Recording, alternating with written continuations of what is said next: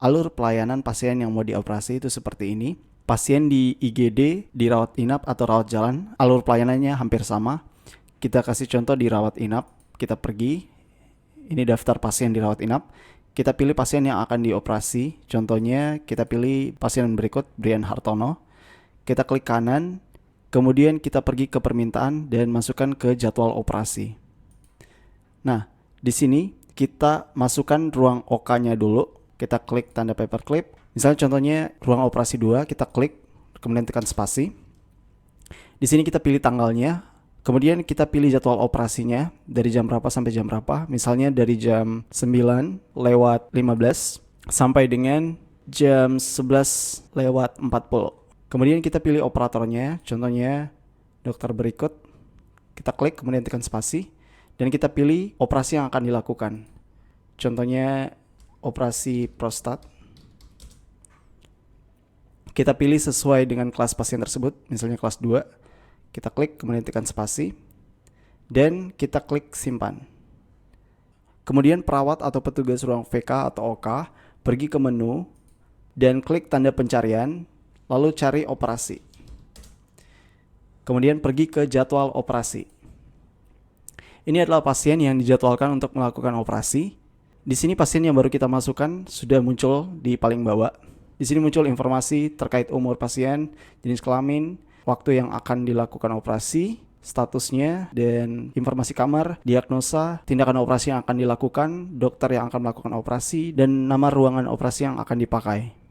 Di sini kita bisa klik nomor rawat pasien dan klik tanda panah ke kanan ini.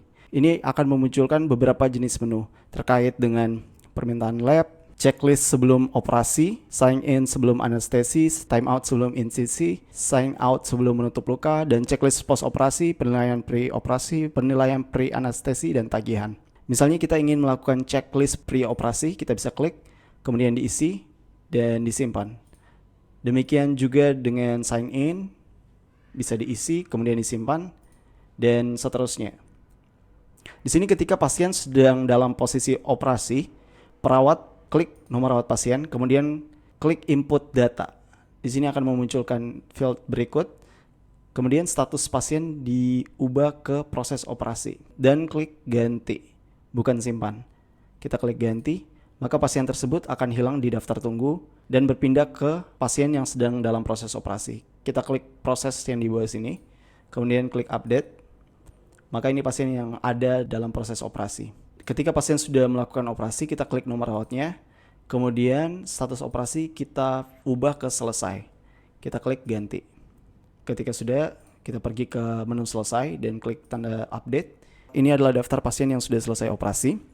Nah, cara untuk mengisi tagihan dari pasien tersebut, yang pertama kita klik nomor rawatnya, kemudian pergi ke tagihan operasi VK. Klik, pilih tindakan yang telah dilakukan, kemudian klik input data.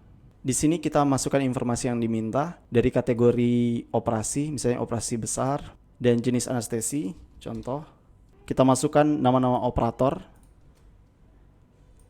Kita masukkan, contoh saja, di sini masukkan dokter anestesinya. Kalau misalnya ada yang mau dikosongkan, itu diisi dengan strip. Seperti ini.